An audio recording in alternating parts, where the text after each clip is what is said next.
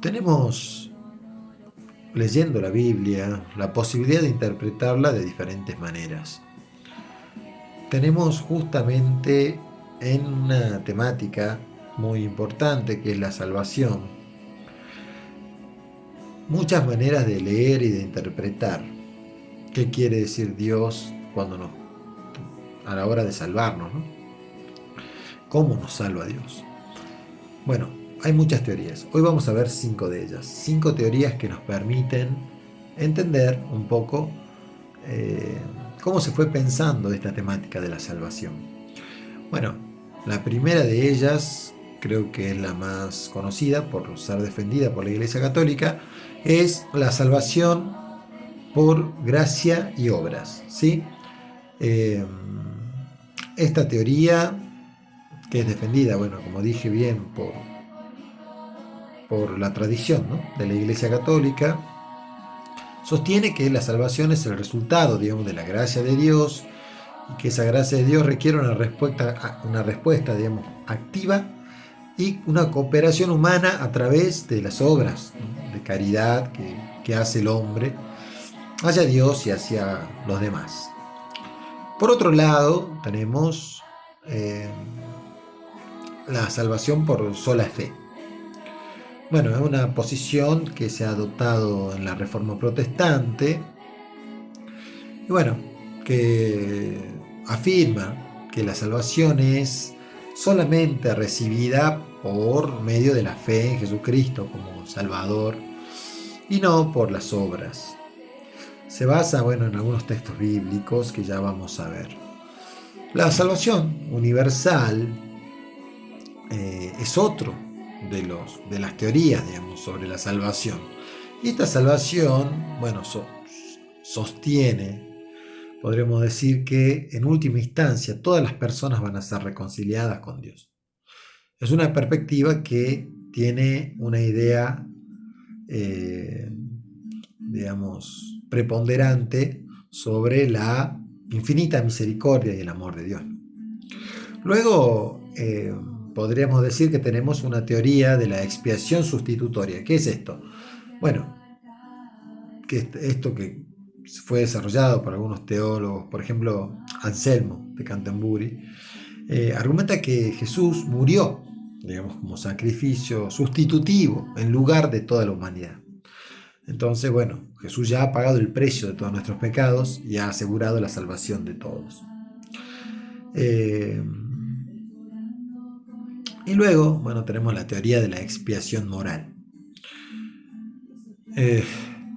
Esto enfatiza, ¿no?, que la muerte de Jesús en la cruz es un ejemplo al amor y la obediencia a Dios. Digamos, como ejemplo nosotros lo tenemos que seguir, ¿no? Que eso nos inspira a seguir, digamos, el ejemplo de Dios y, bueno, a vivir una vida moralmente transformada. En este caso, estas teorías, que son teorías que se han ido dando a lo largo de la historia, ¿no? Por ejemplo, la expiación moral es algo que trabaja Schleiermacher, ¿no? Son teorías que se van dando y todas tienen, paradójicamente, la misma fuente bíblica, digamos, o sea, la misma fuente que es la Biblia. Tiene argumentos bíblicos. Vamos a verlos para ver qué tal, qué les parece a ustedes. Evidentemente, yo les propongo para que ustedes vean, es un ejercicio solamente, no es un detalle exhaustivo, pero como ejercicio viene bien para entender cómo podemos nosotros agarrar la Biblia y leer algo totalmente contradictorio con lo otro, ¿no? Con otras teorías, digamos, de la misma Biblia. Y vemos, por ejemplo, ¿no?, en la salvación por gracia y obras, bueno, hay muchos textos, pero uno de ellos, por ejemplo, ¿no?, tenemos el de Efesios 2:8 al 9, dice: porque por gracia ustedes han sido salvos mediante la fe. Esto no procede de ustedes, sino que es el regalo de Dios, no por obras, para que nadie se jacte o se gloríe, ¿no? Bueno, luego tenemos a Mateo. Mateo 25, del 31 al 46, es un resumen de cómo Cristo enseña sobre un juicio final, y ese juicio final va a ser basado, ¿no?, en las obras de amor y misericordia hacia los demás. Luego tenemos, bueno, la salvación por la sola fe. Podríamos ver lo mismo, ¿no? A Efesios 2:9, que es por la gracia, ¿no? Dice, porque por gracia ustedes han sido salvados mediante la fe.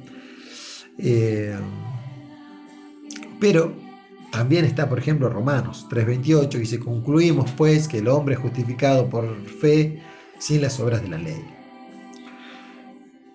Bueno, tenemos otros textos, por ejemplo, para la salvación universal. Para la salvación universal, y esto es interesante porque en general se saben los textos, ¿no? La apologética católica y protestante siempre maneja mucho los textos sobre las teorías de salvación por fe y obras. O sea, por sola fe y por fe y obras. Pero aquí, bueno, es interesante leer otros textos y cómo se pueden interpretar también. Fíjense, Primera de Timoteo 2:4 dice, Dios nuestro Salvador quiere que todos los hombres sean salvos y lleguen a conocer la verdad. Ustedes recuerden que la salvación universal es cuando uno pone predominantemente la misericordia y el amor de Dios, pensando que Él, al fin de cuentas, nos va a salvar a todos. Entonces dice ahí, ¿no? Dios nuestro Salvador quiere que todos los hombres sean salvos y lleguen a conocer la verdad. Y luego, bueno, está Romanos 5:18, que dice, por tanto, así como una sola transgresión resultó en condenación para todos, también un solo acto de justicia resultó en justificación y vida para todos los hombres. ¿Sí? Entonces, bueno, según estos dos textos podríamos entender la salvación universal. Y luego tenemos, bueno, la teoría de la expiación sustitutoria, que tiene que ver con que Cristo murió por nosotros, ¿no? Y Él ha pagado el precio de todos. Y dice Isaías, por ejemplo, ¿no? Isaías 53:5. Pero Él fue herido por nuestras rebeliones, fue molido por nuestras iniquidades. El castigo que nos da paz fue sobre Él, y por su llaga fuimos nosotros curados. Y luego, Primera de Pedro 2:24 dice, Él mismo llevó nuestros pecados en su cuerpo sobre el madero, para que nosotros, estando muertos a los pecados, vivamos a la justicia. Por sus heridas fuisteis sanados. ¿Sí? Bueno, luego tenemos otra teoría que es bastante interesante, que era justamente, ¿no?, la teoría de la expiación moral, que Cristo era el ejemplo para que nosotros podamos imitarlo, ¿no?, para seguir. Dice lo siguiente, dice Mateo 16:24, por ejemplo. Entonces Jesús dijo a sus discípulos, si alguno quiere venir en pos de mí, niéguese a sí mismo, tome su cruz y sígame. Y luego tenemos, por último, ¿no?, Primera de Pedro 2:21. Pues para esto fuisteis llamados, porque también Cristo sufrió por vosotros, dejándoos ejemplos para que sigáis sus pisadas. Bueno, estos son algunos versículos de las teorías teológicas que surgen de la Biblia. ¿Por qué? ¿Por qué pasa esto? Bueno, simplemente porque la Biblia no es un libro teológico. ¿Qué quiere decir que no sea un libro teológico, no? La Biblia es un libro religioso, es palabra de Dios. Lo que busca la Biblia es transformar los corazones. Claramente que en la Biblia podemos encontrar teología, podemos encontrar cuestiones teológicas profundas. De hecho, las encontramos. Pero no es su fin hacer teología. ¿Me explico? La teología es algo que se va dando en la iglesia con el tiempo. Uno va descubriendo lo que teológicamente Dios nos ha dejado, lo que ha sucedido con la vida de Cristo, lo que ha sucedido con su muerte, qué cosas nos ha dicho. Es fundamental que podamos entenderlo. Así que bueno, los dejo con eso. Me parece muy muy interesante que tengamos presente que leer la Biblia es lo mejor que te puede pasar de manera personal, pero que luego de ahí a sacar una serie de conclusiones teológicas de motu propio sin estar preparado, creo que es muy, muy peligroso, ¿no?